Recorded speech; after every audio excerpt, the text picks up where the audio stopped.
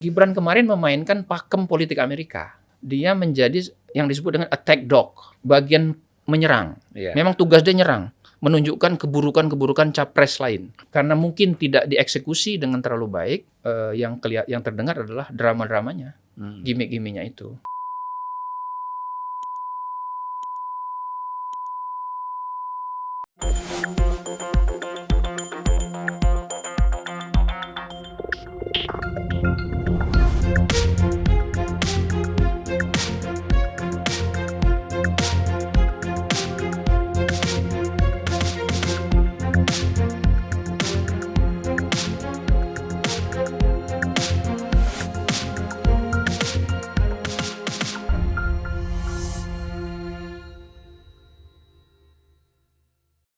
Bismillahirrahmanirrahim. Assalamualaikum warahmatullahi wabarakatuh. Waalaikumsalam warahmatullahi wabarakatuh, Bang Zulfan. Ya, salam sejahtera buat kita semua. Selamat datang Bung Jayadi Hanan. Terima kasih Bang, mengundang saya kembali. Ya, Direktur Eksekutif Lembaga Survei Survei Indonesia. Kalau di NIJL Lembaga Studi Lingkaran Survei. Lingkaran Survei ya. Lingkaran Survei. Oke, Bung Jayadi. Udah lama kita nggak bahas suo ya. Iya, ada 3 bulan kali. Ya 3 bulan, karena Bung Jayadi sibuk riset terus nampaknya.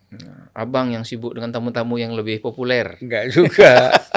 Kita ini, saya selalu bilang, coba kita undang Bung Jayadi dulu. Bang, ini agak sibuk riset. Baik Bung Jayadi, kita baru saja mengikuti kemarin debat Capres yang keempat ya. Iya.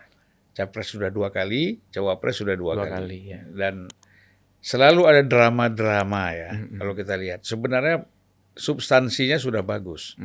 Tapi drama-drama ini yang membuat agak mengganggu substansi dari debat Capres ini kan. Gitu. Waktu debat Capres yang ketiga, itu drama dari Anies Baswedan dan Ganjar. Kemudian dari yang kemarin itu kan drama itu dari Gibran ya. Yang pakai tangannya ini kepada Pak Mahfud ya. Nah, sehingga Pak Mahfud marah. Sebenarnya Pak Mahfud marah itu bukan soal pertanyaan, soal sikap. Tetapi Pak Mahfud tidak mau menanggapi sikap itu, ya kan? Sebenarnya bisa juga Pak Mahfud juga menggunakan mimik seperti itu ya, gimmick seperti itu, tapi kan Pak Mahfud nggak mau ya. Akhirnya keluarnya marah kan gitu. Nah, bagaimana Bung Jayadi melihat, kita bicara substansi ya. Karena kalau saya lihat gini Bung ya, panelis materi-materi ataupun topik-topik yang disampaikan panelis banyak yang teknis ya. Gitu. Padahal presiden kan tidak bicara teknis. Bagaimana kita menilainya ini? Iya, memang sebetulnya debat itu betul membicarakan substansi. Tapi sebetulnya debat itu kan salah satu cara kampanye. Maka selain substansi harus dijaga, sebetulnya adalah yang juga sangat penting bagaimana substansi itu nyampai pesannya ke publik luas. Nah, kita tahu publik luas di Indonesia itu 65% pendidikannya masih SMP ke bawah. Jangankan yang pendidikannya menengah ke bawah, yang pendidikannya tinggi seperti kita, saya pribadi nggak tahu greenflation kemarin. Begitu Gibran mengatakan greenflation, saya pun bisa salah dengar ya, karena kan orang Indonesia kalau mengucapkan bahasa Inggris kadang-kadang kurang pas terdengarnya. Ya, karena bukan pronunciation-nya kan kadang-kadang tidak tepat. Jadi kita bisa menangkapnya beda-beda. Ada saya dengar tuh komentator di TV, seorang selebriti mengatakan, yang saya dengar green fashion katanya.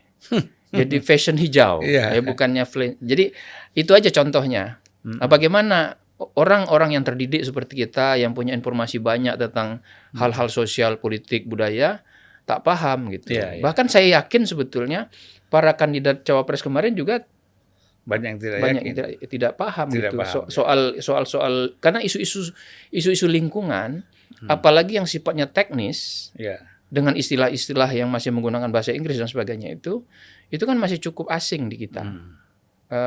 Mungkin kalau itu diperdebatkan di parlemen Inggris misalnya atau parlemen Amerika mungkin sudah mulai. Itu pun saya nggak yakin karena banyak orang ignorance juga.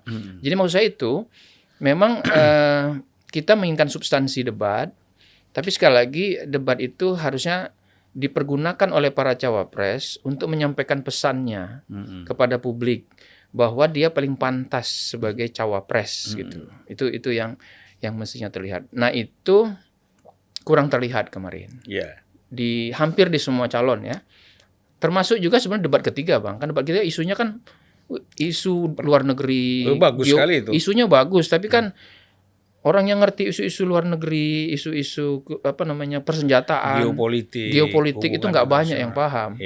Nah, jadi menurut saya publik juga sulit untuk menangkap substansinya. Nah, karena substansinya dari segi materi memang cukup berat, kemudian disampaikan dengan cara yang cenderung teknis, maka kemudian yang tertangkap oleh kita, oleh publik, yang bukan substansi dong. Yang tertangkap adalah yang abang sebut drama-drama itu. Yang tertangkap adalah gimmick kalau istilahnya, kan? Gimmick. Nah, apakah itu salah? Tidak juga. Karena kita ini adalah berada di debat capres-cawapres di era abad 20 dan abad 21. Dulu sebelum tahun 60-an, debat di referensi debat itu biasanya ke Amerika ya. Nah, dulu sebelum tahun 60-an, sebelum debat terkenal antara Kennedy dan Nixon itu, debat itu disiarkan secara audio saja. Melalui radio. Kalau dia hanya audio, maka yang paling penting di situ adalah substansi kan. Karena orang tidak melihat visualnya.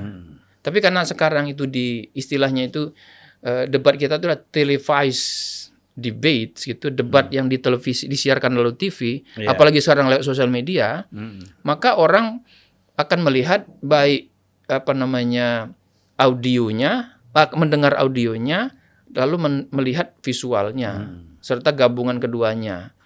Nah, maka termasuklah itu tadi gimmick, gerak, bersecara sikap, cara berucap dan seterusnya itu bisa memunculkan drama. Dramanya bisa jadi disengaja, bisa jadi karena kesalahan, bisa juga karena nggak sengaja gitu.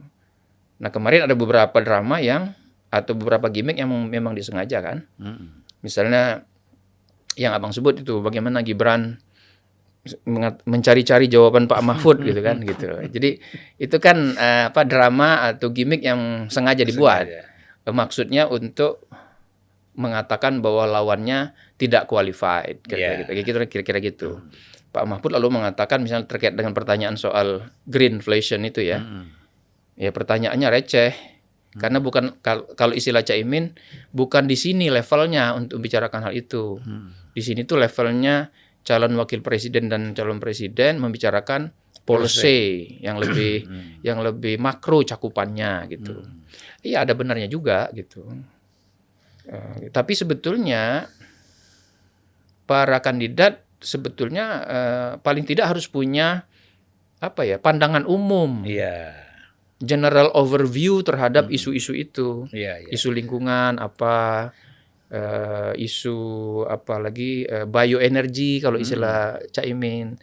Lalu isu kemarin itu lithium, penggunaan isu penggunaan energi nikel. Energi untuk elektrifikasi mobil ya. Kan itu bisa polisinya gimana secara umum tanpa harus dia masuk ke teknis gitu. Karena teknis kan tinggal panggil insinyurnya. Tinggal panggil ahli-ahlinya dikumpulkan bagaimana nih secara teknis. Lalu policy kebijakan diambil oleh presiden atau wakil presiden. Itu kalau tanggapan saya kemarin tuh ya. Nah, saya melihat tiga calon wakil presiden ini kemarin strateginya mirip. Strateginya mau menyerang dan mau membuat skor untuk menunjukkan bahwa dia terlihat paling mampu gitu. Mungkin karena debat pertama cawapresnya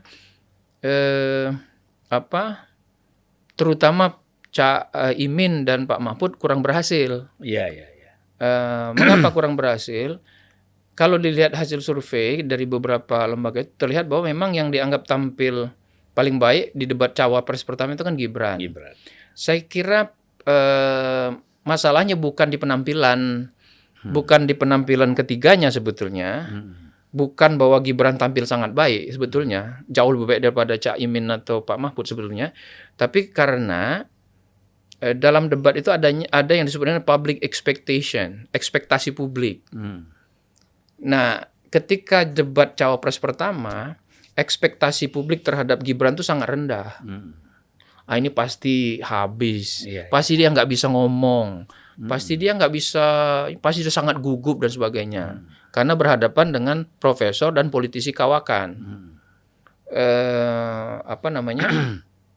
Jadi di satu sisi ada harapan yang rendah terhadap Gibran, tapi terhadap Cak Imin sama Pak Mahfud harapannya terlalu tinggi. Karena harapan terhadap Cak Imin dan Pak Mahfud terlalu tinggi, ketika mereka tampil biasa-biasa saja dianggap gagal. Nah, karena harapan terhadap Gibran terlalu rendah atau rendah, ketika dia tampil lumayan baik gitu, maka dia dianggap sangat luar biasa. Itu makanya debat ini memang seninya banyak sekali, Bang. Bukan cuma soal si kandidatnya harus siap dengan substansi, siap dengan cara komunikasi, siap juga dengan gimmick, kemampuan skill dalam menggunakan kata-kata dan sebagainya, tatapan muka, tatapan mata, cara melihat kamera, itu semua sebetulnya ada seninya. Ya, dengan membaca teks juga orang persoalkan ya. Iya, bisa. Nah, selain itu juga timnya nih yang harus ada namanya sebelum debat itu yang namanya misalnya expectation management. Jadi harus di-manage ekspektasi publik itu. Salah kalau mengatakan kandidat kami pasti menang, kandidat kami pasti paling hebat. Itu salah.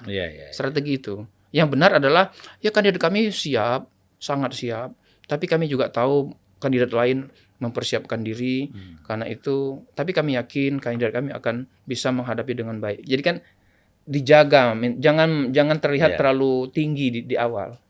Jadi sebelumnya sudah ada approach psikologi. Betul. Kan orang itu kan gitu. Orang tidak suka orang yang nggak bisa sama sekali atau sombong sama sekali. Kan nggak bisa. Nah, saya lihat kemarin ini pandangan subjektif saya.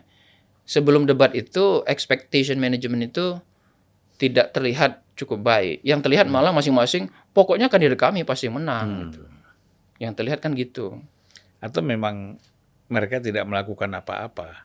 Persiapan yang bagus ya, yang baik ya. Itu maaf aja misalnya kita lihat Pak Mahfud yang paling lemah kemarin itu dari segi penguasaan materi ya. Dan Pak Mahfud ini kan orangnya tidak bisa berretorika. Beda sama Muhaimin. Walaupun bolak-balik keseimbangan semesta sama itu kan, kan tapi bolak-balik. Nah, teman retorika kan. Iya, beliau bisa ngomong hal yang sama dengan cara berbeda-beda sehingga terlihat bagus kan gitu. Tapi kalau Pak Mahfud kan nggak bisa, satu. Yang kedua memang Pak Mahfud terlalu bertele-tele, terlalu panjang introduction-nya. Orang bilang seperti khotbah Jumat. Ada ayat Quran hadis ya. Jadi Pak Mahfud kurang straight to the point, harusnya langsung. Nah, itu yang dilakukan oleh Gibran. Dia straight to the point. Poinnya gini gitu. Nanti kalau perlu tambahan baru dia uraikan. Makanya saya lihat Gibran itu banyak sekali masih ada waktu panjang tapi sudah selesai. Sudah selesai. Karena dia langsung aja kepada titik poinnya. Nah, Pak Mahfud ya seperti biasa kan akademisi, profesor, dosen, biasanya kan memberi latar belakang dulu. Yaitu kayak bikin naskah akademik di dalam undang-undang. Sebenarnya bagus ya. Bagus sebetulnya. Tapi kan tempatnya dengan waktu yang singkat. Ya, waktu 1 menit. Akibatnya kedodoran kan. Akibatnya poin utama yang mau disampaikan tidak muncul. Sesuai dengan yang diajukan panelis ya. Nah, Cak Imin bisa tuh waktu kemarin itu. Terlepas dari substansinya ya. Dia bisa membagi waktunya tuh. Introduction sedikit, masalahnya apa sedikit, solusinya begini. Nah, itu kan beberapa kali saya lihat dari Cak Imin. Ya bagus lah, agak prima kemarin dia itu. Iya, setelah dia kena selepet di debat cawapres pertama. Kena selepet dengan selepetnya sendiri. Ya itulah. Cuman kalau saya lihat Gibran itu agak kasihan juga kemarin. Karena kan beban polisinya Pak Jokowi sekarang itu kan dibebankan kepada dia kan. Betul. Gitu. Misalnya soal impor yang kata Pak ini gimana? Benar. Seolah-olah itu yang si Gibran ini incumbent gitu. Iya. Memang itu kemarin tuh terjadi sama dengan debat sebelumnya ya, terutama yang debat Capres. Debat ketiga yang antara Pak Prabowo dengan Mas Anies dengan Mas Ganjar itu, yang soal pertahanan segala macam, itu terlihat sekali Pak Prabowo defensif. Maksudnya defensif itu dia menjadi orang yang mempertahankan rekam jejak dia sebagai orang pemerintahan, dan dia diserang dari dua sisi gitu. Sama kemarin juga begitu. Mungkin tampaknya Gibran ingin menghindari itu, ingin menghindar diserang terlebih dahulu, seperti Pak Prabowo, maka dia menyerang terlebih dahulu gitu. Kalau analisis saya kemarin, strategi Gibran kemarin kurang tepat. Kenapa begitu? Biasanya kandidat yang sedang leading di polling atau di survei, mereka akan lebih bermain slow, lebih tampak tampak sebagai orang yang lebih tenang, tidak ofensif gitu.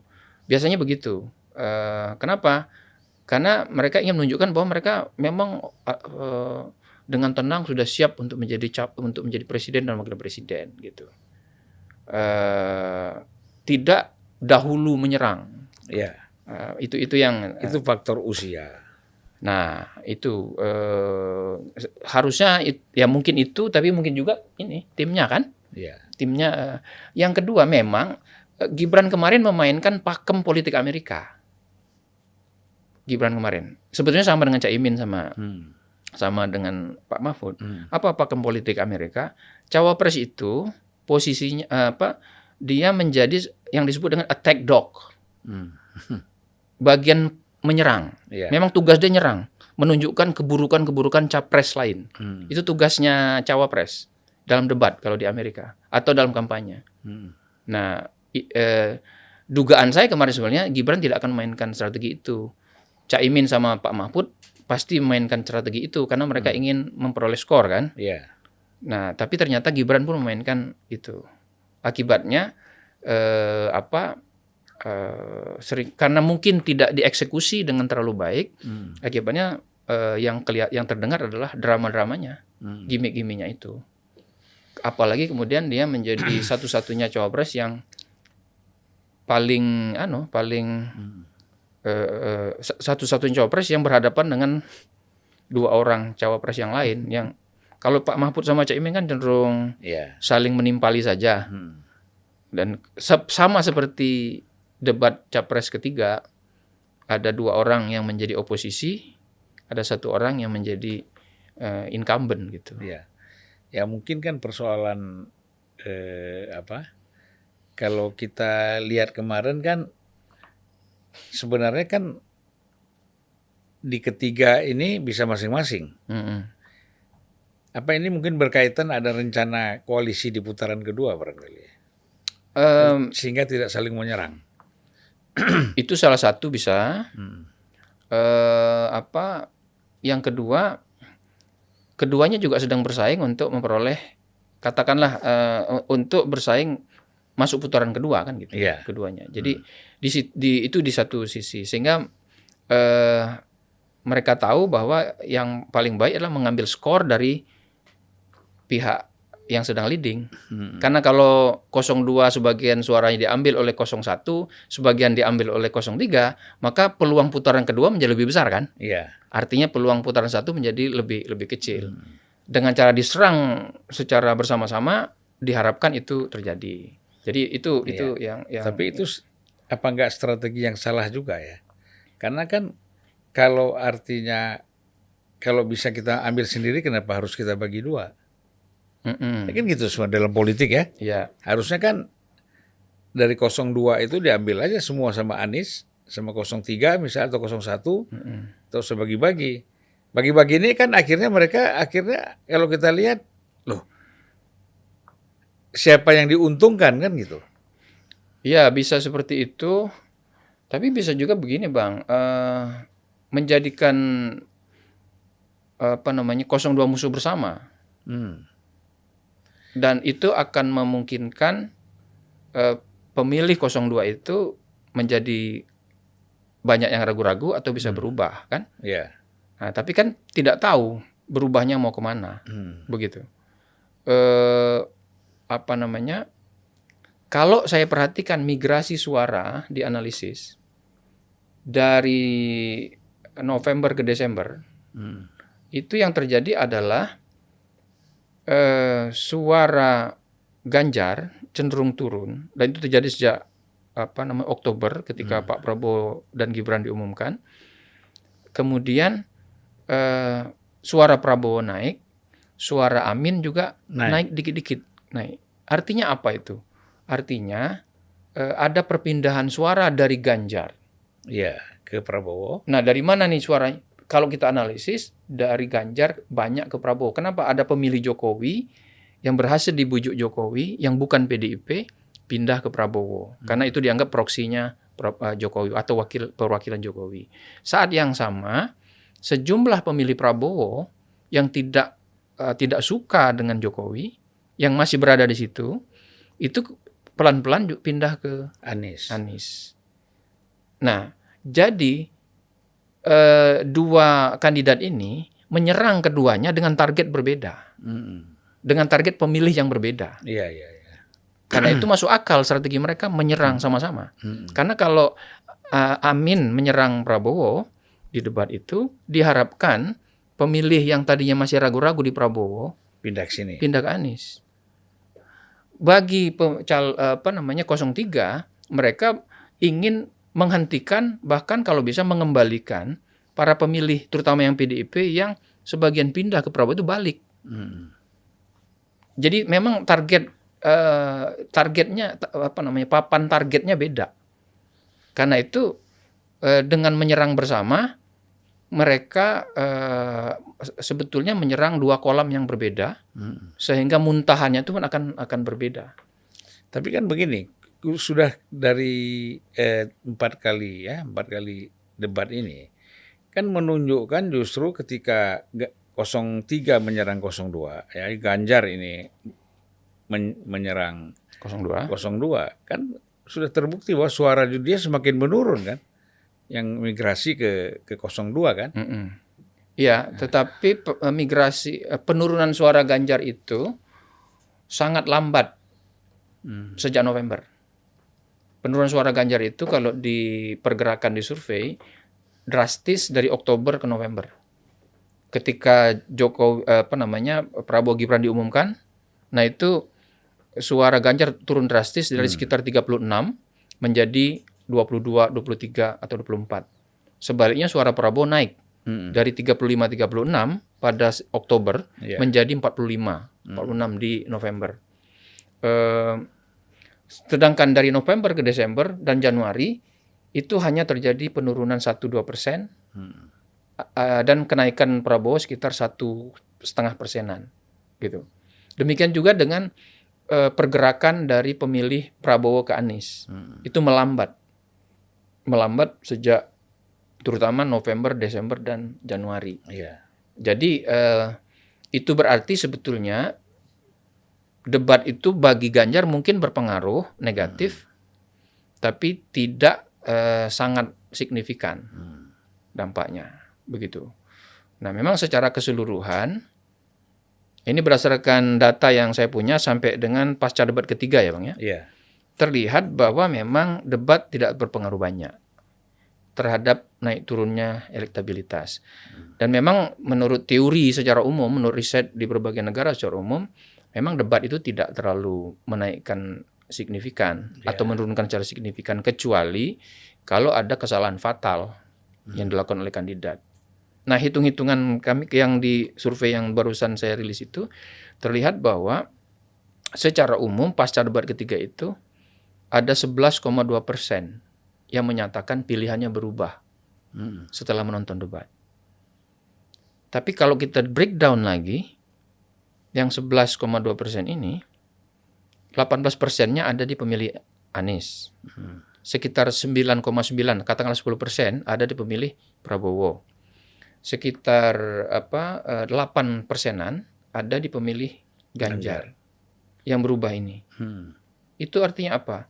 18% dari pemilih Anies. Pemilih Anies kan sekitar 23%. 18% dari 23% sekitar 4%-an dari pemilih. pindah. Prabowo sekitar 10% dari 45%-an, 46, 47, berarti 4,7%, hampir 5%. Pindah juga. Ganjar sekitar 8%-an dari pemilih Ganjar. Mirip sama Anies, pemilih Ganjar katakanlah dibulatkan 22 pada Januari itu. Ya sekitar 4%-an juga. Apa itu artinya? Perpindahan orang yang merubah pilihannya pasca debat itu ada cukup banyak, 11%. Tapi begitu kita distribusinya ada di semua calon. Apa itu artinya? Dan hampir sama angkanya. Hampir sama angkanya. Secara secara keseluruhan kalau dilihat dari jumlah pemilih. Itu artinya ada yang pindah dari Prabowo ke Anies mungkin ya. Tapi ada juga yang pindah dari Anies ke Prabowo. Atau dari Prabowo ke Ganjar, ada juga sebagian pindah dari Ganjar ke Prabowo. Apa hasilnya? Cancel out kan? Draw. Kosong-kosong jadinya. Maka kita melihat setelah 3 kali debat, angka untuk Prabowo ya ada naik, tapi 1,4% aja naiknya. Angka untuk Anies ada naik, naiknya hampir 2%. Angka untuk Ganjar turun, tapi turunnya sekitar 2%-an juga. Gitu. Jadi debat tidak bisa dijadikan sebagai pelaku utama yang menyebabkan naik turunnya suara kandidat selama 2 bulan terakhir. Kenapa? Karena selama 2 bulan terakhir itu kan kampanye dan debat hanya salah satunya. Jadi ada faktor lain, misalnya pergerakan kandidat di setiap daerah, bisa juga pergerakan kandidat dalam arti partainya, bisa juga alat sosialisasinya, relawan, bisa juga faktor-faktor lain yang ada gerakan dari yang dianggap dari kan ada tuduhan-tuduhan birokrasi tidak netral segala macam ya. Nah semua itu kemudian berjalin berkelindan dan itu terlihat belum membuat peta pertarungan berubah drastis selama 2 bulan terakhir kampanye itu. Nah sekarang ini kan kita baru kemarin ya Pak Jokowi itu men-launch, dia mengatakan bahwa ya presiden, wakil presiden, menteri, semua pejabat negara itu boleh kampanye. Bahkan kalau nggak salah boleh mendukung salah satu calon presiden dan wakil presiden. Nah ini dampaknya seperti apa Bung Jayadi? Kan ini terus terang kan kalau kita melihat Pak Jokowi ini sudah pasti ke Prabowo Gibran kan. Memang kemarin kita sempat diskusi di sini bahwa sebenarnya Pak Jokowi ini perlu secara tegas menyatakan dukung Prabowo Gibran.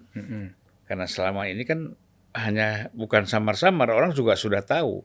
Tetapi kan penegasan itu tidak ada. Nah ini dampaknya ini bagaimana nih? Bisa survei nanti bisa berubah lagi nih? Menurut saya tidak ya. Tidak kan, karena orang sudah tahu sebetulnya. Sudah, kalau istilah orang Jawa itu, maaf kalau saya salah mengucap, ceto welo welo. Benar ya? Ceto, jadi jelas sekali. Bahasa Inggrisnya it is very obvious bahwa Pak Prabowo itu didukung oleh Jokowi. Walaupun Pak Jokowi tidak menyatakan formal secara terbuka formal, tidak kan? Tapi masyarakat udah tahu itu, orang udah tahu. Gitu. Jadi kalau sekarang, lalu yang kedua, Pak Jokowi dikatakan bahwa presiden, wakil presiden, menteri, pejabat-pejabat termasuk kepala daerah kan, boleh melakukan kampanye, kan memang itu sesuai aturan.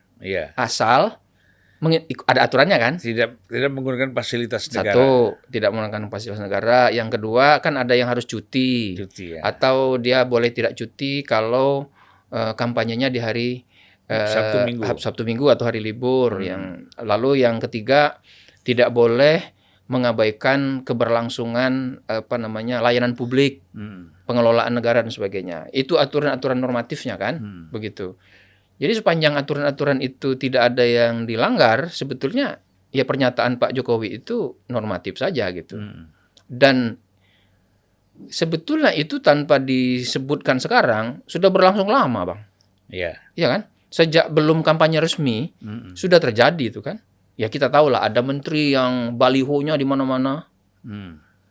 ya baik menteri itu ada yang dari partai politik maupun yang bukan partai politik, kan kita tahu. Apa itu kalau bukan kampanye kan? Jadi sudah sejak lama itu. Jadi dan tampaknya masyarakat sudah paham, udah mengerti. Karena kalau ada orang walaupun nggak nyebut pilih saya ya gitu, hanya mengatakan saya Jayadi mengucapkan selamat Idul Fitri gitu dengan baliho yang luar biasa banyak, orang udah tahu mau nyalon ini gitu kan, tanpa menyebut gitu, karena kan secara hukum tidak boleh kan kalau masa kampanyenya belum. Jadi saya jadi kalau hal-hal seperti itu akan berdampak terhadap elektabilitas calon sudah terjadi seharusnya selama 2 bulan terakhir. Fakta bahwa elektabilitas calon tidak bergerak terlalu signifikan selama 2 bulan terakhir itu menunjukkan memang mungkin para pemilih sebetulnya sudah cukup solid punya pilihan. Ada memang diperkirakan sekitar 20-25% kalau ditanya di survei yang mengatakan pilihannya masih bisa berubah. Dia sudah punya pilihan, tapi dia mengatakan pilihannya masih bisa berubah. Nah, biasanya yang menyatakan pilihannya masih bisa berubah itu tapi sudah punya pilihan, kecuali ada hal luar biasa terjadi, dia balik ke pilihan awalnya. Biasanya. Satu. Yang kedua, sama kayak tadi. Kalau dikatakan ada sekitar 20-25% orang yang masih istilahnya itu weak voters, pemilih lemah ya. Bukan solid voters. Pemilih kuat itu ternyata kalau kita cek itu tersebar hampir merata di ketiga kandidat. Jadi lagi hukumnya kayak tadi Bang, ada yang berubah dari Anies ke Prabowo misalnya, atau dari Prabowo ke Anies, atau Ganjar ke Prabowo ke Anies. Berarti kan jadi kosong-kosong. Jadi selama 20 hari itu masih pindah-pindah terus ya? Iya, secara teori di atas kertas yang 25%-an ini. Nah, karena 25%-an itu 20-25% itu diasumsikan secara sederhana seperti yang kita bilang tadi, tidak akan terlalu mengubah keadaan, maka perhatian sekarang tertuju pada orang atau pemilih yang kalau dalam survei selalu mengatakan saya belum punya pilihan, saya belum punya jawaban. Nah, itu jumlahnya 5 sampai katakanlah kalau digedein 5 sampai 10%. Ada bilang 8, ada yang ketemu 8% seperti LSI, ada yang menemukannya 6%, 5,7, ada yang menemukannya 9 dan sebagainya. Nah, itu yang menurut saya sekarang menjadi salah satu kunci untuk menentukan apakah Prabowo akan peroleh angka psikologis di atas 51% atau tidak, atau apakah para pemilih Amin dan pemilih Ganjar Mahfud itu bisa lebih terkonsolidasi kembali, lebih solid, sehingga bisa mencegah perpindahan yang 8% ini ke 02 saja, sehingga kemudian terbuka lebar peluang untuk putaran kedua. Ya, jadi kalau dengan tadi kesempatan yang diperbolehkan oleh aturan presiden dan lain-lain boleh kampanye, ini kan nanti kesempatan untuk para menteri terutama ya, atau pejabat-pejabat di daerah. Nah, mungkin maksud Bang Zulfan yang paling memang yang paling ditakuti atau yang mengkhawatirkan adalah karena ini semua adalah aparatur negara, baik dia aparatur negara yang bersifat politik maupun yang kalau dia misalnya menteri, kan memang itu jabatan politik ya, atau kepala daerah, gubernur itu memang jabatan politik. Tapi apakah kalau dia bergerak berkampanye, dia hanya melibatkan dirinya? Itu jadi pertanyaan kan? Apakah aturan bahwa dia tidak boleh menggunakan fasilitas negara, menggunakan aparat-aparat di bawahnya untuk membantu calon yang dia dukung dan sebagainya, itu tidak terjadi. Itu yang ditakutkan. Nah, kalau itu terjadi, maka memang itu bisa menguntungkan salah satu pihak yang dianggap oleh para menteri ini adalah pihak yang didukung oleh presiden, gitu. Itu kan bisa jadi presiden tidak memerintahkan begitu, gubernur tidak memerintahkan begitu. Tapi kalau saya misalnya bawahan abang gubernur saya, abang mendukung kandidat A, kandidat nomor 4 katakanlah ya. Kan bisa aja saya berpikir, ya memang Bang Zulfan tidak nyuruh saya sih. Tapi kan itu saya kan orang ngerti lah. Sebagai orang yang orang Indonesia yang terdidik, saya paham maksudnya itu adalah saya harus mendukung seperti yang dia sampaikan, 04. Seperti yang dia dukung, misalnya 04 tadi, misalnya kan bisa jadi begitu, Bang. Yeah. Apalagi kan masih ada budaya birokrasi yang sangat hierarkis di negara kita ini, budaya kerja yang hierarkis. Ini sekaligus bisa juga kita katakan Pak Jokowi mau ngecek nih, karena dia punya calon, dia bisa juga sekalian mau ngecek. Ini pejabat negara dukung dia nggak? Yang kira-kira tadi kan, nggak usah dikasih tahu pun harus ngerti kan gitu, dukung dia nggak. Itulah yang itu. Sekali lagi dia akan mengecek siapa sih yang berseberangan, ya kan? Baik menteri, kepala daerah, pilkada, ini kan mau pilkada nanti semuanya kan. Nah, jadi sehingga semuanya pun bisa jadi semuanya berebut-rebut untuk ke 02. Betul. Atau sebahagian saja diam, ya. Iya. Betul. Nah, ini dampaknya apa bagi artinya kan ini dampaknya kan pejabat negara ya. Iya.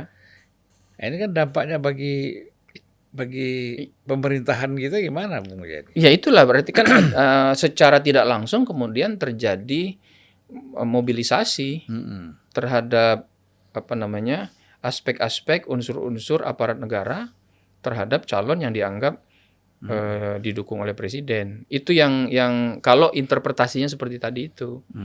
Dan itulah, maka itu kalau saya sih paling tidak presiden menurut saya paling tidak presiden menyatakan ke publik bahwa dijamin aspirasi. Jadi menteri, pejabat apa segala macam kalau sesuai aturan boleh berkampanye. Tapi ikuti aturan yang ada. Yang kedua, Anda bebas gitu. Anda bebas, tidak ada arahan kemanapun. Yang penting aturan-aturan kenegaraan, urusan-urusan layanan publik, urusan-urusan pengelolaan negara tidak boleh terabaikan. Nah, kalau itu dengan tegas dinyatakan oleh presiden, mungkin kan akan lebih enak bagi para pejabat atau yang lain. Tapi kalau tidak tegas, bisa jadi diinterpretasikan seperti yang Bang Zulpan bilang. Jangan-jangan ini presidennya lagi ngecek. Ngecek untuk siapa yang bakal dihukum, siapa yang bakal dikasih reward gitu. Nah, itulah itulah yang seringkali dikhawatirkan. Nah, kan nggak bisa maksa presiden untuk menyatakan secara terbuka itu kan hak presiden juga untuk ngomong secara terbuka atau tidak. Toh presiden adalah politisi, begitu. Sepanjang sesuai aturan presiden juga boleh kan gitu. Nah, maka kemudian lalu bagaimana sih supaya yang interpretasi seperti Bang Zulpan katakan tadi, mungkin kalau mencegahnya 100% mungkin susah, tapi paling tidak itu tidak menjadi masif begitu. Sehingga membuat pemilu tetap berlangsung secara jujur, adil, open, terbuka gitu ya. Adil bagi semua gitu. Ya mau tidak mau kita berharapnya kemudian di pengawasan. 1, pengawasan dari media. 2, pengawasan dari publik, civil society. Yang ketiga, pengawasan dari 2 kandidat yang lain. Gitu. Nah, makanya saya bilang, selain yang Abang bilang tadi, 2 kandidat ini seperti berkoalisi, mungkin untuk persiapan putaran kedua, mungkin juga seperti saya bilang, mungkin untuk scoring supaya mereka sedang berlomba untuk masuk putaran kedua.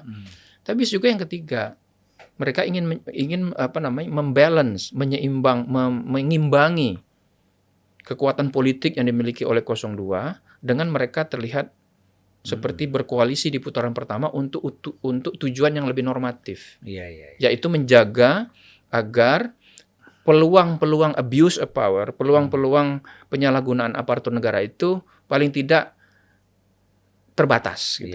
Tidak bisa vulgar gitu. Jadi ini koalisi taktis ya? Ya, jadi kalau kita hitung seperti itu kan paling tidak ada 3 gunanya itu. 1, normatif tadi menjaga pemilu tetap berlangsung secara jujur adil.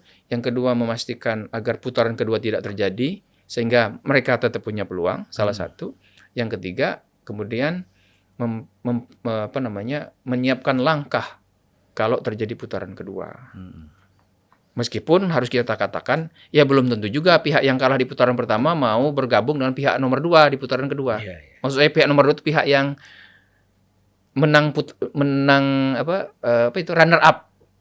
Kan yang nanti yang masuk putaran kedua kan yang nomor 1 sama runner up kan. Kita ini susah nyebut 1 2 itu kadang jadi salah paham jadinya kan. Seolah-olah kalau kita bilang 1 2 pasti 2 yang masuk. Nah, kan? Itu maksudnya itu kan.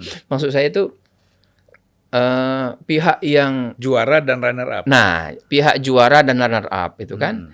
Nah, belum tentu pihak yang kalah, artinya yang ranking 3 di putaran pertama, belum tentu dia maunya ke runner up kan? Iya. Bisa jadi setelah di putaran kedua ngapain? Capek-capek misalnya kan. Dihitung lagi sama dia. Kayaknya yang paling mungkin menang ini juara di putaran pertama nih. Maka pihak yang kalah di putaran pertama ini yang bukan runner up, kalau gitu kita ke juara aja. Atau pilihan berikutnya, udahlah capek-capek gitu. Kita diem aja. Toh pemilu legislatif udah selesai kan? Kalau sekarang semua kandidat ini harus bergerak mau nggak mau. Mau nggak mau. Kenapa? Selain memenangkan capres-cawapres, partai-partai yang mendukung ketiga kandidat ini kan harus memenangkan partai masing-masing juga. Jadi memang mau nggak mau harus bergerak kalau sekarang. Nggak bisa diem. Tapi kalau di putaran di putaran kedua kan nggak ada lagi pemilu legislatif, hanya pilpres. Iya. Sama lah 2019 ya. 2019. Kemarin kan gitu. Langsung kan presiden wakil presiden. Oh iya karena cuma 2 ini kan. Iya betul. Namanya politik kan kabar banyak sekali. Bahwa Pak Jokowi ini dengan masih sampai saat ini dengan hasil survei masih di bawah 50%. Sementara kan dia menginginkan 1 putaran. Iya betul. Iya kan. Nah kenyataannya hasil survei masih di bawah 50%. Ya. Apa ini juga satu upaya yang dilakukan oleh Presiden Jokowi dalam konteks tadi memacu pejabat-pejabat negara untuk secara tegas melakukan kampanye? Jawabannya tentu bisa jadi kan, jawabannya. Karena kan spekulasinya bisa mengarah juga ke situ. Tapi yang pasti kalau dari data survei yang bisa dilakukan oleh presiden untuk membantu calonnya dia dukung itu adalah menjaga approval ratingnya itu tetap tinggi. Kepuasan terhadap dirinya sebagai presiden itu tetap tinggi. Kenapa? Kalau di data itu kita cek, orang yang puas dengan presiden itu sekarang sebagian besar adalah mendukung 02, mendukung Prabowo. Yang tidak puas, sebagian besar bahkan hampir semuanya itu mendukung Anies. Ya, Ganjar dapat sedikit dari yang tidak puas, dapat sedikit juga dari yang puas kepada presiden. Tapi kesimpulannya adalah kalau presiden mau membantu Prabowo, salah satu cara terbaiknya adalah menjaga popularitas itu, menjaga tingkat kepuasan itu. Nah, kalau upaya untuk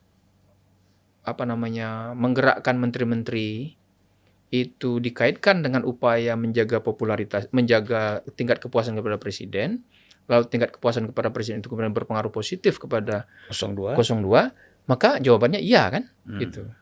Tinggal lagi apakah menteri-menteri bergerak itu kan kalau tingkat kepuasan kepada presiden itu bisa ditunjang oleh para menteri bergerak dengan tupoksi masing-masing yang kemudian berujung pada tingkat kepuasan masyarakat kan, kepada layanan menteri itu, layanan orang-orang yang berada di bawah menteri dan seterusnya, termasuk presiden. Bisa jadi begitu. Tapi yang paling besar sebetulnya, menurut data survei, yang paling besar membuat masyarakat itu puas kepada kinerja presiden, selain yang selama yang sudah kita kenal, infrastruktur, tapi kalau katakan 6 bulan terakhir, yang paling besar berpengaruh yang bisa membuat masyarakat puas kepada kinerja presiden adalah bantuan sosial. Ya. Real bantuan itu. Rakyat kecil. Nah itu. Nah makanya kan kalau bantuan rakyat kecil makin diberikan secara masif, itu sampai bulan Maret itu jalan. Nah itu sampai katanya sampai Idul Fitri kan. Iya. Termasuk kalau di DKI ada pasar murah, macam-macam lah ya bantuan-bantuan itu. Itu memang elemen yang ditemukan di data survei, elemen yang menunjang, yang menjaga tingkat kepuasan kepada presiden tetap tinggi. Nah dengan logika seperti itu, maka jangan heran kalau kemudian bantuan-bantuan sosial itu akan makin banyak diberikan. Nah, pertanyaannya adalah apakah menteri-menteri yang bergerak itu kemudian dikaitkan juga dengan hal-hal yang terkait dengan bantuan-bantuan ini.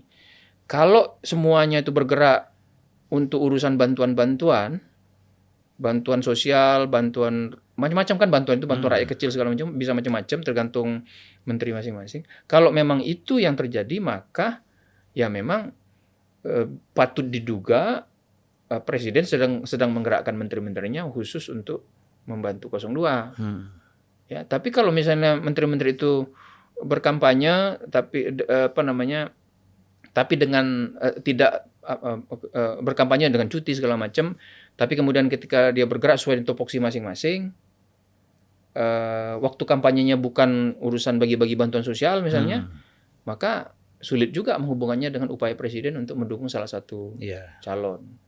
Begitu menurut saya. Ya, jadi kalau Mahfud kan memang sudah jelas menyatakan berencana. Menunggu saatnya untuk mundur. Saatnya untuk mundur. Kemudian ada menteri-menteri PDIP juga dikesankan ingin mundur gitu kan. Nah, kalau kita lihat terutama menteri-menteri PDIP ya. Apa sih Bung Jayadi kerugiannya dengan mereka ada dalam kabinet tapi tidak berperan, atau mereka mundur dari kabinet? Ya ada plus minusnya ya saya kira. Ini dari sudut pandang elektoral ya Bang ya. Dari sudut pandang politik elektoral ya. Memang di basis-basis PDIP seperti di Jawa Timur, di Jawa Tengah misalnya yang bisa kita lihat itu, PDIP ditinggalkan Jokowi, suara PDIP justru kalau tidak solid meningkat.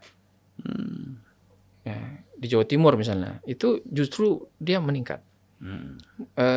Menurut saya di basis-basis PDIP itu salah satu penyebab dari makin kuatnya PDIP di daerah itu adalah karena apa yang disebut dengan consolidation effect, efek konsolidasi. Jadi karena selama ini mereka banyak dianggap punya asosiasi dengan Jokowi, sehingga ada pengaruh positif dari Jokowi terhadap PDIP. Sekarang Jokowi pergi, maka kemudian mereka di satu sisi yang mengatakan kami tetap bisa eksis tanpa Jokowi, kira-kira gitu kan.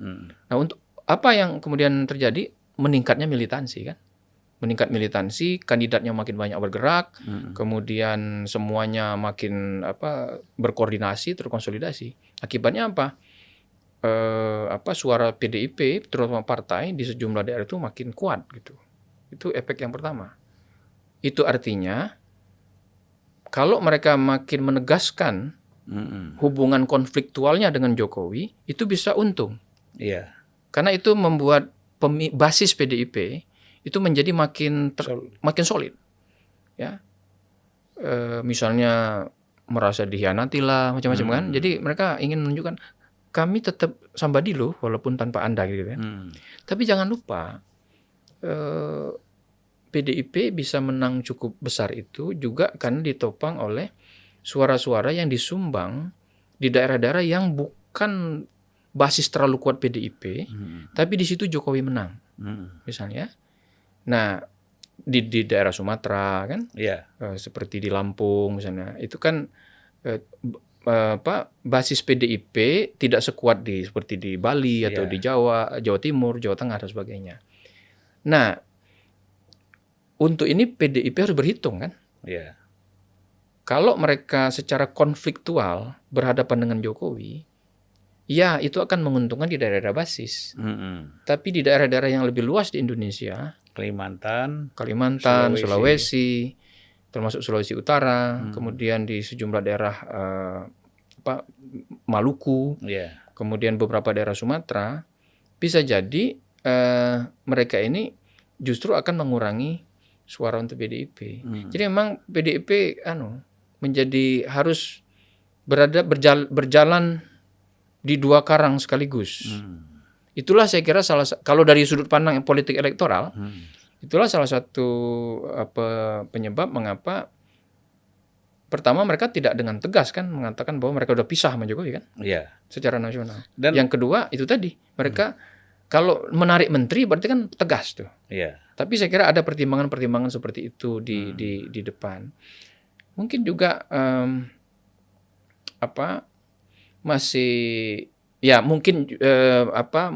mungkin juga pertimbangan-pertimbangan seperti yang dikatakan oleh beberapa fungsionaris PDIP ya, seperti Pak Hasto bahwa memang kita berbeda sama presiden misalnya, tetapi kan ada tugas-tugas negara yang lebih besar yang harus diutamakan misalnya. Mungkin itu benar, tapi juga ada faktor-faktor politik yang menurut saya itu jadi pertimbangan kalau di tingkat PDIP. Ya seperti juga sama kan, mereka tidak memberhentikan Pak Jokowi sebagai anggota partai. Gibran juga tidak. Ya, ini ingin menunjukkan kepada paling tidak internal kadernya atau para pendukung-pendukungnya masih tidak pecah kongsi banget lah. Kalau ada orang mungkin belum talak 3 barangkali kalau istilah. Walaupun ada yang sudah mengatakan kalau Adi Prayitno bilang sudah talak 3. Ini masih belum talak 3 ya. Mungkin secara administratif sudah ya. Secara fakta. Politik, secara fakta sudah, tapi secara administratif tidak. Nah itu. Tapi kalau perceraian kan yang dilihat administratif. Iya. Kan? Jadi secara administratif belum bercerai dong. Gitu. Secara politik kan kita paham mereka sudah itu. Tapi ketika itu kemudian dilihat oleh masyarakat kan masih ada ambigu kan gitu. Sama seperti ketika sebelum Oktober, sebelum Gibran resmi diumumkan menjadi wakil Pak Prabowo. Kan sebetulnya orang tahu Pak Jokowi itu bukan hanya mendukung Prabowo kan, bukan hanya mendukung Ganjar, tapi juga mendukung Prabowo gitu. Jadi ambigu. Akibatnya apa? Orang yang masih ragu-ragu terhadap Jokowi sebenarnya kemana sih gitu, itu tetap dukung Ganjar. Tapi begitu lebih tegas, tidak terlalu tegas sebetulnya dengan ucapan, lebih tegas Gibran ditaruh di Prabowo. Nah, yang ragu-ragu, berarti Jokowi Prabowo nih, maka naiklah kan. Nah, pemilih. Kalau istilah lagu itu, kamu ketahuan. Kegap kata anak muda. Nah, pemilih Pak Jokowi itu kalau kita kaitkan dengan 2019 itu kan terdiri dari 2 jenis pemilih. Satu, pemilih Jokowi sekaligus pemilih PDIP, Bang. Kan PDIP suaranya sekitar 20% lah ya di Pilpres lalu, di pemilu Pileg lalu. Lalu pemilih Jokowi yang bukan pemilih PDIP. Dia milih Golkar, dia milih Nasdem, dia milih P3 dan sebagainya. Nah, pemilih Jokowi yang non PDIP inilah yang sekarang besar-besaran pindah ke Prabowo. Pemilih Jokowi yang PDIP lebih, menurut data pada pada awal Januari yang saya temukan itu masih 64-65% tetap di Ganjar karena ikatan PDIP-nya. Tapi 64-65% itu termasuk rendah untuk PDIP. Biasanya pemilih PDIP itu 80-85% ikut partai. Nah, ini artinya pemilih PDIP pun ada yang goyah. Artinya ada yang ngikutin Pak Jokowi. Nah, bayangkan kalau misalnya PDIP langsung ceto welo-welo tegas, Jokowi bukan kader PDIP lagi, kita tarik menteri kita dari kabinet. Tambah apa? Ganjarnya mungkin bisa makin jeblok. Kalau hitung-hitung ini ya, PDIP juga mungkin akan makin disalip sama Gerindra. Nah, jadi pertimbangan-pertimbangan rumit. Tapi gimana? Beberapa survei kan sempat katanya, kalau nggak salah indikator ya, sempat Gerindra menyalip. Iya, sekarang menyalip tapi belum signifikan ya. Artinya kalau sekarang data-data menunjukkan termasuk di LSI Bang, Gerindra sama PDIP sekarang bertarung ketat untuk berada di posisi 1 dan 2. Kita belum tahu kalau lihat data-data yang ada sekarang, siapakah pemenang pemilu legislatif secara nasional. Apakah masih PDIP ataukah Gerindra. Nah, gerakan-gerakan dari PDIP sendiri, seperti yang kita hitung-hitung tadi, itu bisa membantu atau tidak membantu mereka dalam menentukan apakah PDIP tetap beroleh posisi nomor 1. PDIP kan paling nggak ingin dapat 1 lah, kalau nggak dapat 2 kan? Kan target mereka kemarin dapat 2 kan? Presiden dapat, pileg dia hat-trick gitu kan? Tapi sekarang kayaknya kalau lihat data-data opini publik, cukup berat untuk mendapatkan kemenangan di Pilpres, tapi masih mungkin untuk tetap menang di Pileg. Nah, tapi salah satu caranya adalah menjaga itu, antara lain. Tetap menjaga hubungan yang cukup rumit tapi balance antara PDIP dengan Jokowi. Ya, sehingga orang samar-samar ya. Tidak melihat secara tegas. Ya, itu memang harus bisa bermain tadi. Ya, Abang kan pengalaman politisi kawakan lah. Politik kan seringkali lebih banyak abu-abunya kan. Tidak bisa misalnya 100% anti atau 100% pro. Kadang-kadang. Ya makanya di situ kan kadang-kadang kita bisa berjalan bersama, kadang-kadang bisa pisah dulu, nanti ketemu lagi di ujung. Betul. Pisah sebentar. Pisahnya juga ada yang terkoordinasi, ada juga yang tidak kan. Memang benar-benar pisah tapi tahu-tahu ketemu lagi gitu kan. Ada juga saling koordinasi, ntar ya kita pisah dulu, kita ketemu lagi, bisa juga gitu kan dalam politik. Jadi kalau kita lihat ya sekarang ini kita bicara soal survei ya. Ini kan orang sekarang sangat menunggu survei ini. Iya, tapi juga ada banyak yang benci. Ya itu orang kadang-kadang terus metode apa lagi yang mau kita gunakan? Karena ya tapi biasanya itu yang marah-marah ya biasalah. Itu yang sedang tertinggal dari survei kan biasanya. Kalau menurut saya kan memang kita tidak mempunyai metode lagi yang ya katakan tidak 100%, tapi kan mendekati akurat. Kita kan mesti ada pedoman juga. Betul. Untuk menyatakan si A menang, si B menang. Artinya kan tadi seperti Bung Jayadi mengatakan pendekatan survei seperti ini. Tapi kan di luar survei ada lagi pendekatan politik, engineering politik, ya kan? Benar. Kekuatan, ada serangan dana, serangan daya, upaya, semua tenaga kan dilakukan, bisa jadi merubah kan? Itu yang bisa melewati 50% barangkali. Terakhir survei LSI nasional. Saya rilis tanggal berapa kemarin? Hari Sabtu. Berapa hari? 4 hari yang lalu. Tanggal 20 Januari. Pasca debat ketiga. Sebelum debat keempat. Gitu. Jadi kita selain memotret elektabilitas seperti biasa, juga kita melihat bagaimana sih pengaruh debat itu terhadap para pemilih. Gitu. Lalu siapa yang nonton debat gitu.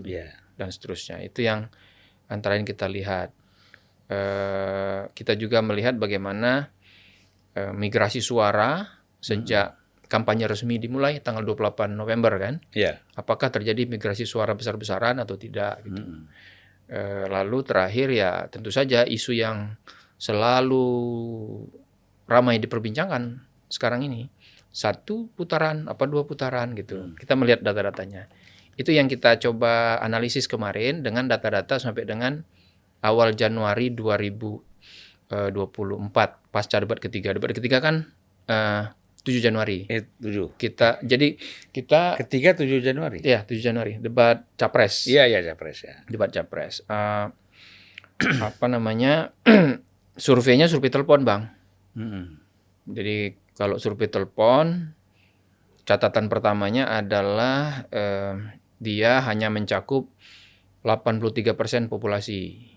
Artinya ada populasi pemilih ya. Yeah. Artinya ada 17% yang tidak tercakup karena mereka tidak bisa diakses lewat telepon gitu. Yeah. Catatan kedua biasanya kalau survei telepon itu kita nggak bisa nanya banyak-banyak. Yeah. Nggak bisa nelpon orang 1 jam.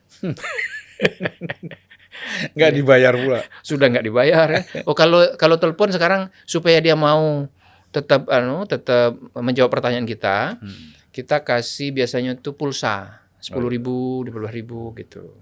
Karena kan ya paling tidak kita ambil waktunya sekitar 15 menitan itu Bang. Iya. Nanya sekitar 20-25 pertanyaan. Itu sudah orang Indonesia itu sudah sangat baik. Iya. Kalau saya punya pengalaman sendiri, kalau di Amerika kita melakukan survei telepon baru 2 menit aja udah marah orang. Iya. Maka biasanya kalau survei telepon di Amerika seringkali pertanyaan cuma 5 aja. Tentang elektabilitas gitu sama tahu atau suka. Biasanya gitu. Kalau di sini kita bisa nanya banyak gitu, termasuk nanya debat segala macam. Itu yang kita kemarin rilis. Nah, kebetulan sejumlah lembaga lain juga merilis. Yang waktunya mirip-mirip begitu. Surveinya ada 5 lembaga survei. Iya, kebanyakan mereka merilis surveinya itu berdasarkan survei tatap muka. Yang mencakup 100% populasi. Iya. Nah, memang jadi 100% itu maksudnya dari 1.200 83% gitu ya. Jadi gini kan kalau populasi pemilih kita kan 204 juta. Iya. Lalu misalnya kita ambil 1.200 sampel. Nah, kalau kita menggunakan survei tatap muka, 1.200 sampel kita itu mewakili yang 204 juta itu. Artinya kesimpulan kita berani mengatakan kurang lebih hasilnya ini mencerminkan suara dari 204 juta itu. Iya. Tapi kalau hanya menggunakan telepon, seperti yang saya bilang tadi, tetap sampelnya sekitar 2.200. Tapi kita hanya bisa mengatakan hasilnya ini mencerminkan suara atau persepsi atau keadaan dari bukan 204 juta, tadi 83% dari 204 juta itu. Ya. Kenapa begitu? Karena 17%-nya tidak bisa dijangkau lewat telepon. Itu kalau survei telepon. Begitu secara metodologisnya. Nah, cuma sebetulnya kita sudah melakukan survei telepon kan sudah banyak sekali sekarang, udah ratusan survei telepon sejak terutama pasca 2019 itu banyak sekali. Pasca 2014 itu sudah mulai banyak survei telepon. Makin ke sini hasil survei telepon makin baik. Artinya dia makin tidak terlalu berbeda hasilnya dengan survei tatap muka. Karena dalam ini teman-teman ahli statistika, teman-teman ahli metodologi survei itu punya cara untuk membuat supaya populasi yang ada di sampel kita itu bisa menjadi mirip dengan populasi yang diwakili dengan menggunakan pola misalnya teknik statistik namanya misalnya weighting, pembobotan. Nah, itu teman-teman ahli statistik lah yang bisa melakukannya dengan cara seperti itu sehingga hasilnya menjadi lebih dekat ke hasil survei tatap muka gitu. Umumnya kalau di negara-negara maju seperti Amerika, Australia, Eropa, surveinya hampir sangat jarang survei tatap muka itu. Biasanya telepon. Karena survei tatap muka itu mahal, Bang. Iya. Katanya saya dengar kalau 1.200 saja hampir 700 jutaan ya. Bisa sampai ke sana tergantung pembiayaan manajemen yang dilakukan oleh lembaga survei. Termasuk misalnya berapa dia bayar surveyornya per kuesioner dan seterusnya ya. Itu bisa aja sampai. Tapi kalau saya kira itu agak terlalu mahal 700 juta itu. Ada juga 4 lembaga survei yang tidak pernah merilis hasil surveinya ya. Termasuk politik yang Adi Prajitno Parameter politik, kemudian EF ya. EF. Terus kalau EF mungkin karena dia secara khusus menjadi konsultan kayaknya. Konsultan dari entah PKB Amin ya gitu. Kalau LSI tidak jadi konsultan calon manapun atau partai manapun. Jadi kita hanya riset saja. SMRC juga konsultan kan? Nggak tahu saya. Kalau nggak salah Ganjar kalau nggak salah ya. PDIP ya. Makanya nggak pernah rilis gitu. Hanta Yuda. Si ini siapa? Carta. Carta juga. Carta rilis barusan kemarin. Oh, udah rilis kemarin. Iya. Ya. Di survei Carta itu Prabowo 42%, Ganjar kalau nggak salah 26, sekian, lalu Amin di paling bawah 24 atau apa gitu. Jadi dengan survei yang lain sebetulnya secara hitung-hitungan statistik mirip. Mirip. Beda 1-2% ya. Ada kan itu rate-nya kan antara 42 sampai 48 ya. Yang paling tinggi kemarin yang dirilis ada 48. Yang paling rendah dari Carta itu 42. 48 kalau LSI berapa? 47. 47, sekian lah ya. Enggak, 47 persis kemarin. Persis ya. Cuma posisi kedua dan ketiganya itu kalau di Carta kan Ganjar, tapi kalau yang lembaga lain posisi kedua itu adalah Amin. Tapi selisihnya memang sama. Antara Ganjar dan Amin itu selisihnya 1-2% aja, sehingga sebetulnya kita nggak tahu siapa yang nomor 2, nomor 3 sebetulnya kalau keadaan sebenarnya. Tapi kalau yang nomor 1 semuanya sepakat, ijtima. Nomor 1 itu Prabowo. Lembaga survei. Nomor 1 itu nggak ada ayatnya itu, firman-firmannya nggak ada. Nomor 1-nya itu Prabowo. Yang berbeda hanyalah angkanya. Angka terendah adalah 42, angka tertinggi itu 48. Apakah beda ini? Kalau kita hitung lagi secara statistik nggak beda, Bang. Yang tertinggi itu kan 48. Margin of error-nya kalau tak salah sekitar 2,9. 3 lah ya. Plus minus. Jadi kalau yang menemukan angka 48 itu berarti kemungkinan realitasnya itu adalah 48 kurang 3, 45, dengan 48 tambah 3, 51. Nah, kita bandingkan yang terendah 42. 42 ini saya lihat sama juga ininya, margin of error-nya di kisaran 2,9 sampai 3. Jadi kalau 42 itu berarti antara 39 kan 42 kurang 3 dengan 42 tambah 3, 45. Masih ketemu tadi. 48 dikurang 3 kan 45. Jadi masih ada irisannya. Sehingga angka yang terendah maupun tertinggi pun sebetulnya kalau menurut keputusan angka-angka statistik berdasar dengan menggunakan hitung-hitungan margin of error, 42 dan 48 itu sama aja. Secara statistik. Sama kayak Kompas 39 ya kan? Nah, itu sudah agak lama ya, 39? Sudah agak lama. Waktu itu memang angka tertingginya kan belum 48. 28 undecided voters. Yang lain lagi harus dihitung adalah undecided. Umumnya kalau yang sekarang itu undecidednya antara 5 sampai 8, 5 sampai 9, 10 gitulah. Kalau di LSI itu 8. Undecided atau yang belum menjawab dan belum menentukan pilihan ketika di survei gitu. Jadi kalau kita lihat dari sisi itu, kita bisa melihat bahwa petanya itu ditemukan oleh semua lembaga survei yang merilis kemarin itu, petanya mirip. Bahwa kandidat 02 masih leading, kemudian yang nomor 3 dan nomor 4, kandidat 01 dan 03 masih rebutan tempat kedua. Kemudian yang ketiga adalah dari angka-angka itu potensi satu putaran ada, tapi terlihat bahwa kalau dari angka-angka kita hitung semua itu potensi 2 putaran masih cukup besar. Gitu ya? Iya, dari angka-angka itu. Dengan kata lain, ya pada saat ini kita belum bisa dengan confident mengatakan pilpresnya, kalau berdasarkan angka-angka ini, kita belum bisa dengan yakin mengatakan 2 putaran atau 1 putaran, karena dua-duanya masih mungkin berdasarkan angka-angka itu. Iya. Kalau saya sudah yakin 1 putaran. Gitu ya. Di samping survei, tentu melihat dana, tenaga, dan daya kan gitu. Nah, itu sangat menentukan kan. Ya kalau survei hanya menghitung elektoral. Kemudian mengasumsikan mengasumsikan pemilunya jujur dan adil, demokratis, itu kan survei begitu. Kemudian mengasumsikan juga bahwa semua orang punya kesempatan yang sama untuk datang ke TPS. Artinya tidak ada yang merasa terhalangi atau merasa diburu-buru untuk datang ke TPS dan sebagainya. Itu kalau asumsi-asumsi di survei. Kalau ada hal lain terjadi, maka itu bisa mempengaruhi angka-angka pada hari H. Pertandingan Liga Champions nanti yang mempengaruhi. Liga Champions. Karena persis malamnya kan? Ya, betul. Oh iya, betul. Malam 13 malam ya. 13 malam. Besoknya dini hari.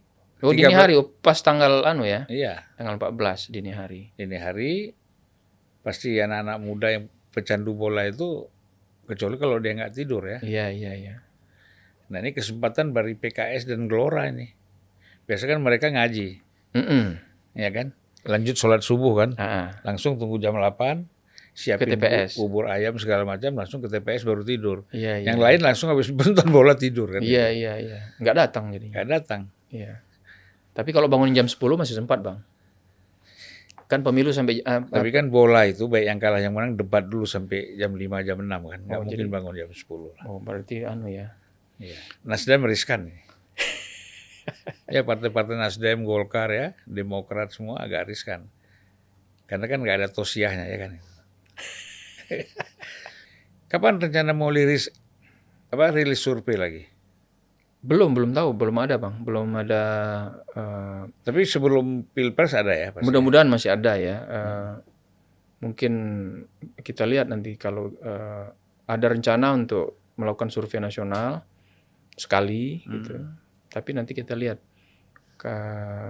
Pertama waktunya kan sudah betul-betul mepet ya. Survei itu perlu waktu, kalau survei nasional tatap muka perlu waktu sekitar 12 sampai 14 hari, mulai dari turun lapangan sampai analisis data sampai ketemu hasilnya gitu. Sementara kan kita boleh survei dan pengumuman hasil survei itu hanya paling lambat tanggal 10 atau 11 Februari karena kan ada hari tenang, itu nggak boleh kan menurut undang-undang, nggak boleh. Tidak boleh kita beraktivitas sama dengan kampanye, nggak boleh kampanye. Nggak boleh juga survei segala macam ya, dan apalagi mengumumkannya. Nanti kita lihat. Tapi kalau diskusi di podcast boleh dong? Iya, boleh kayaknya. Kalau di diskusi podcast selama masa tenang, kayaknya nggak ada larangannya ya. Nggak ada larangan. Maksud saya kan bicara survei bisa, tapi kan tidak mengatakan hasil survei ya. Perkiraan. Iya, bisa ya. Berdasarkan survei yang sudah dirilis sebelumnya gitu kan. Dianalisis kemungkinannya ke depan boleh. Misalnya saya rilis survei tanggal 10. Lalu hari tenang tanggal 11 kalau nggak salah ya. 11, 12, 13 kan? Nah, menurut saya masih boleh tuh. Tanggal 11 tuh ngobrol sama Bang Zulfan. Oh, ini hasil kemarin tuh begini nih. Jadi kita perkirakan tanggal 14 begini kan, boleh gitu. Kayaknya nggak ada larangannya tuh. Nggak ada larangan ya. Yang nggak boleh itu mengumumkan hasil surveinya pada antara 11 sampai 13. Nah ini Bung Jayadi, kita sudah 1 jam 15 menit, nggak terasa ngomong-ngobrol gini. Saya pikir baru 40 menit ya. Nah sebenarnya satu hal, walaupun tadi katakanlah kita belum ngecek ya, Tempo mengatakan bahwa Jokowi, tapi di online sudah banyak, di media sosial sudah banyak, bahwa Jokowi ada rencana ingin ketemu Ibu Mega. Tapi belum ada waktu yang tepat untuk bertemu. Nah sekarang kita kan bicara dampak nih. Apa kira-kira dampak politiknya? Ya. Tadi bagi PDIP itu udah jelas menguntungkan, ya kan? Samar-samar aja menguntungkan, apalagi tegas ketemu kan gitu, gitu kan? Makin kuat orang yang mendukung PDIP kan. Nah sekarang dampaknya bagi 02 apa ini? Nah, itu. Betul. Bang Jayadi. Betul, persis. Oke, jalan pikiran abang aman saya. Bahwa memang kalau ketemu Mega sekarang sama kayak hadir di ulang tahun PDIP yang tanggal berapa itu, yang ke-51, yang Jokowi kemudian pergi ke luar negeri kan, itu kan akan menimbulkan kesulitan bagi Jokowi. Kenapa? Karena kalau dia misalnya ketemu Mega sekarang, itu kan menjadi pertanyaan orang terhadap komitmen dia kepada 02, kepada Gibran, gitu kan? Di sisi lain belum tentu juga dia betul-betul akan diterima dengan penuh sukacita kan, di Megawati gitu. Jadi pada saat yang sama, seperti yang kemarin yang hari ulang tahun itu, apa mau Megawati mengundang gitu kan? Kan ada pernyataan tuh, kalau merasa kader datang, gitu. Nah sekarang kalau Jokowi mau datang Ibu Mega sekarang, dia datang sebagai apa? Sebagai kader PDIP, sebagai presiden, atau apa? Katakanlah dia mengatakan saya masih kader PDIP, tapi kan susah juga mengatakan masih sebagai kader PDIP, kok beda sikap partainya kan begitu. Nah itu. Nah pada saat yang sama pihak 02 mungkin mempertanyakan Pak Jokowi gimana sih? Iya. Atau pendukung-pendukungnya juga bertanya. Termasuk pendukungnya. Jadi justru pada ambigu lagi semuanya kan? Iya kan? Justru pada saat mereka memerlukan, katakanlah kalau angka Pak Prabowo benar di 48%, justru pada saat mereka memerlukan sekitar 3% lagi, dan itu antara lain bisa dimainkan oleh Pak Jokowi, justru mereka kok malah ke Mega. Iya. Berarti Anda sebenarnya komitmen 1 putaran atau komitmen 2 putaran? Kan itu kan bisa jadi dianggap suatu gerakan yang bisa membantu menggagalkan 1 putaran kan? Iya. Jadi kalau saya agak pesimis itu akan terjadi dalam waktu dekat ini kalau melihatnya dari hitung-hitungan politik. Dan saya menyatakannya itu Jokowi bunuh diri. Iya, karena itu kan membuat dia meletakkan dirinya sendiri dalam posisi buah si malakama kan? Iya. Susah, menyusahkan dirinya sendiri. Dan kemungkinan bisa kita simpulkan itu nggak mungkin ya. Sebagai orang ilmu sosial saya mengatakan kemungkinannya tidak besar. Tidak besar ya. Ya. Apalagi kita mengenal sikap Jokowi kan. Gitu. Hal yang sebenarnya publik seperti ulang tahun aja dia tidak datang. Ya. Menghindar. Betul. Apalagi khusus mau datang jauh lagi. Betul. Ya, ini memang banyak orang buat sensasi sekarang. Untung Bang Zulfan enggak ya? Enggak, kita jangan buat sensasi. Kita justru sensasi itu kita analisis secara lebih rasional, kita dudukkan. Baik Bung Jayadi, terima kasih banyak. Kita 1 jam 20 menit, tidak terasa ngobrol-ngobrol ya. Pasti semuanya bermanfaat lah. Mudah-mudahan. Saya selalu senang kalau Abang undang. Saya datang ke sini bukan hanya berbicara seperti, tapi kan saya selalu berguru kembali. Waduh, ini kita. Begitu. Yang membuat kita kan berguru itu bisa dari jauh, tapi kalau murid dan guru perlu bertemu sekali-sekali, gitu ya. Ketemu langsung supaya ilmunya terikat lebih kuat. Seperti perguruan tasawuf ya. Iya, Bang. Baik, terima kasih Bung. Assalamualaikum warahmatullahi wabarakatuh.